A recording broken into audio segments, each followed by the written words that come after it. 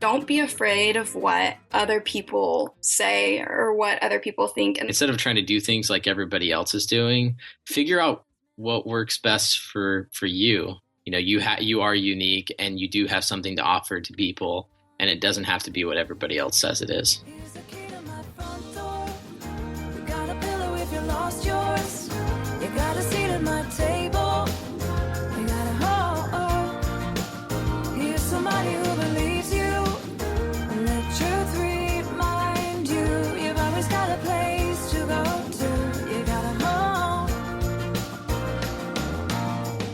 Welcome to The Creator's Journey. I'm your host, Charles Gupton. Each week, I'll talk with creative leaders who face the same fears and obstacles we all face.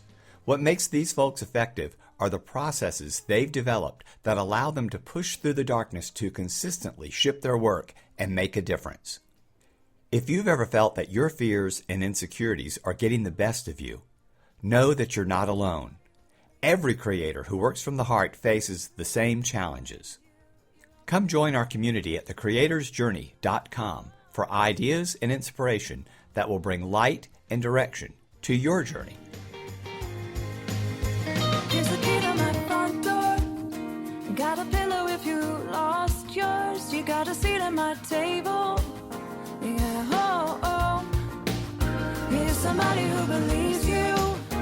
Let truth remind you. You've always got a place to go to. You got a home. In May 2014, Alyssa and Heath were married. 4 days later, they hit the road in their first home together, a 1994 Coachman Leprechaun motorhome. Months earlier, they'd agreed that they both wanted to quit their jobs and leave Texas, where they'd grown up. They wanted to be full-time writers, and their initial jobs out of college weren't moving them any closer to that dream. Their idea to travel morphed into a 7-month honeymoon road trip to all 48 states, but they realized they couldn't travel aimlessly for that long. So Heath came up with the idea to work a different job in every state and film a documentary entitled Hourly America about their experiences, and was able to find a sponsor to help cover some of their costs. I met them in Portland, Oregon while we were attending the World Domination Summit last July. We were working together on the film team covering various stories during the conference. My wife Linda and I were inspired by their vision and chutzpah, and have been following their exploits both on the road and off. Welcome, guys. Hey, Charles, great to hear from you, man. good to talk to you again, Charles. I've been so looking forward to this conversation for a while now. I'm glad we're finally able to catch you when you're not on the road and sitting down for a little while. I'm so pumped to talk to you. Well, because Linda and I have worked so closely together for most of our 35 plus years together, I'm super aware of what it takes for couples to make the commitment to work together. But very few people decide to lock themselves in a tightly confined space with virtually no time apart for 7 months within the first week of their marriage. You spent more time together in 7 months than some couples spend together in 7 years. What are some of the practical lessons that you learned about the day in and day out process of negotiating life and your work that others who may be already doing it or considering working together can take away from your time on the road? Yeah, I think one of the biggest things that we learned was kind of the nature of fighting. And a lot of people before we left, they said, you're either very crazy or really smart for doing this because, if you make it through this, you'll be able to make it through anything. And so one of the biggest things we learned was just the nature of fighting in a small space, because when you're in an RV, we didn't even have a vehicle with us. We realized that there was nowhere to run whenever we had fights. So we were forced to stick it out together and kind of come up with conflict resolution. And I think the first time we realized this was about 6 or 7 months into our travels. We were staying at a friend's house in Nashville. We had our RV parked in their driveway, and we had the whole house to ourselves.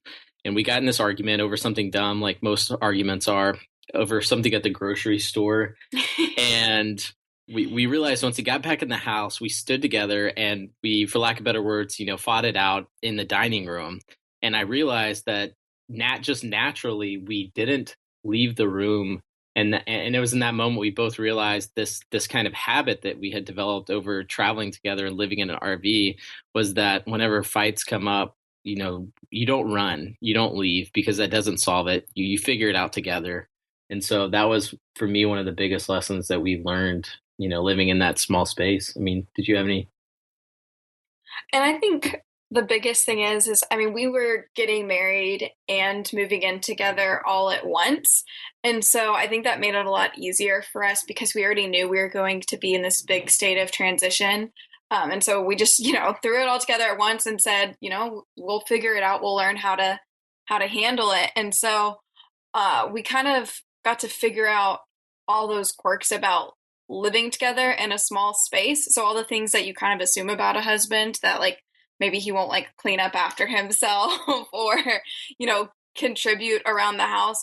All those things didn't really apply to us because you're in such a small space that if you don't do that stuff, then you're both like tripping over shoes and running into walls because you just don't have this space to have all of the clutter and the mess that I feel like that's typically what you hear complaints of whenever people first get married. And so we got to figure out all of that stuff in this small confined space where we didn't have to, worry about running away from each other. And we just got to, I don't know, be together all the time. And I feel like that's almost seen as a negative thing to spend so much time together, just you and your husband. But it's been like the biggest way that we've been able to grow. Yeah, absolutely. It sounds like it should be mandatory that every couple has to go on an RV trip before they continue with their marriage. I would definitely recommend it. And we meet a lot of people and they ask us, would you recommend this for all married couples? And all married couples, definitely not. But I think a lot of people could really benefit from learning how to be in a small space with another person. Because I don't know what it is about the small space, but it definitely teaches you how to work together. Yeah. And also, our biggest thing was that we felt like the typical American honeymoon, and we're not out to make a stance against like honeymoons or what it should be or what it shouldn't be, but the typical American honeymoon, you could argue, is a week away in the Bahamas, and then you come back and then you go back to your everyday life and you go to work from 9 to 5. And, there's always exceptions, but I would say that's kind of a general norm. And so the fact that we didn't have that we got the best part of each other throughout the day. And what I mean by that is I'm a morning person. And if I go to work for somebody else all day and I get back home, then it's not the best version of Heath. I'm tired. I'm thinking about my work and I'm maybe bringing it home with me. And those are problems that I have to sort out as a person. But, Alyssa got to have me all day and I got to have her all day. And we got to work together toward a common goal, kind of like you and Linda have done for so long. And I feel like that's something that most people don't get to be a part of. Sure, a lot of couples have different jobs. I'm not saying one is better or one is worse. But in my personal opinion, I think that being able to work together with Alyssa was the greatest thing I never knew I wanted in a marriage. And because my parents didn't do that. They both had separate jobs. My mom's a teacher. My dad was a pipeline operator for 25 years. And so just being able to wake up every day and work towards a goal with each other, plan everything as small as our to-do list and, manage the stress and the problems together as a team made us so much stronger than even living in a small space. So I don't think that you have to move into an RV to do this. I think just having a common goal together and working towards that as a team makes a huge difference. When Linda and I got married, we had already worked together for about a year running a newspaper, a small community newspaper. So we had negotiated a lot of how to do things and work around each other and what would run and various things that went into that. We went on our honeymoon. It was a continuation of discussion of work and those things, but we'd had so much time negotiating those things, at least for a year, that even though we weren't in a small space, we didn't realize how valuable that was to our personal lives as well.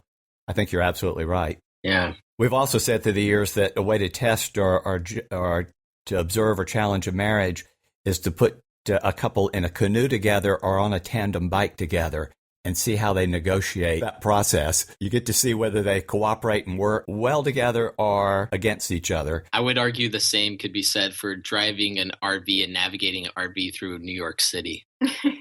I would think a lot of places navigating would be. It's all part of navigating life, isn't it? Yeah, absolutely. When you hit the road, you, I believe, had both studied writing and had maybe some schooling in film work, but you'd had very little, if any, practical experience in making a documentary. There's a fair amount of chutzpah in getting on the road and doing what you did.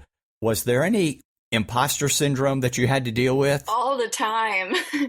I mean, before we left, like we had no schooling at all in film. The best man in our wedding, Heath's best friend, does film work. My brother has done film work. So like, we'd seen it done before. We never really had much experience ourselves. And I'd been paid to write some before, but Heath didn't have too much experience in writing, at least for other companies or anything like that. And so I think part of it, yeah, is a little bit of chutzpah and just, faking it until you make it. But I think some of it was just like, sure, like we were so excited about the opportunity, and like we had this big dream of what it would look like to be full-time writers and to be these successful filmmakers, that we just kind of went for it and jumped in and said, hey, we'll figure it out along the way. And I think now we've gotten to a place, and probably a few months ago, we got to a place where like we are writers, we are filmmakers, and we feel like we can kind of own that identity. But for a long time, we just kind of Googled everything we needed to know about cameras and just kind of pretended like we knew what we were doing until we felt confident enough to own it. Yeah, and it all came about because of an initial bucket list item. One thing on the bucket list, and I made this a few years ago, and I put it on Facebook and kind of just never really thought about it again. And Alyssa took a screenshot, and I think she deep down knew that she was going to keep me accountable for this bucket list. This is while we were dating, and one of the things was to visit all 50 states, and that was something that we were going out and trying to tackle.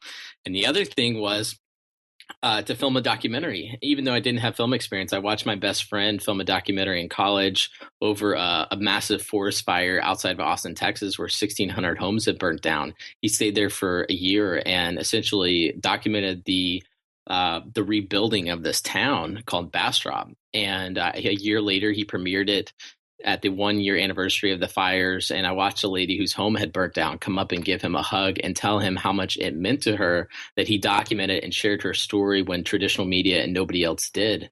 And in that moment, I saw the power of film to change people's lives and move people. And so I wrote this on my bucket list thinking maybe this will be something I have the opportunity to go do one day, and not really thinking about it again. And then when I ended up finding a sponsor for this trip, which we can talk more about of later if you want, and they offered to send us film equipment to make this into a documentary, Alyssa looked at me and said, we can't say no to this. This is something you want to do. And I said, okay, well, if we're going to do this, you're going to have to be the one that films me at every job. And she said, okay, let's do it. Wow, that's huge. My term for that is all the confidence that comes with ignorance. Something like that. Just get out there and do it. Yeah. What are a few of the biggest life lessons that you've learned along your trip? I think one thing that we've learned is just that you can find something in common with anyone. I mean, we're RVers. We're 24. We were 23 when we started. We were newlyweds when we started. Well, I guess we still are newlyweds. We're still in our first year.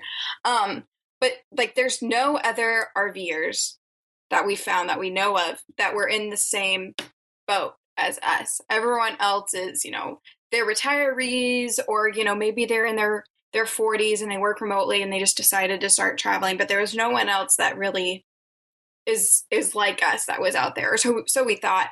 And as we started, actually meeting RVers on the road and talking to them, we kind of realized how similar we were to all these people that seemed so different from us on the outside. And so it really kind of opened our eyes. And through interviewing workers on the documentary, we kind of realized this too, that once you get to know people, once you start asking people questions about their lives, more than just the surface level questions that you would ask people, like whenever we had office jobs. Once you get really deep, you can realize how much in common you have with people, and you can make really good friendships. And most of our friends now, people like you and Linda, are these people that we've met on the road that we never would have thought we had so much in common with, but who inspire us and teach us. Yeah, I love that. I think for me, one of the biggest lessons I learned is the power of breaking huge goals into just small everyday tasks. Because going out to visit all 50 states in 7 months and work a different job in every state and trying to travel there and figure out the logistics and everything can seem a bit daunting. And it would be if you looked at the big picture. But really, it wasn't that hard, because once we got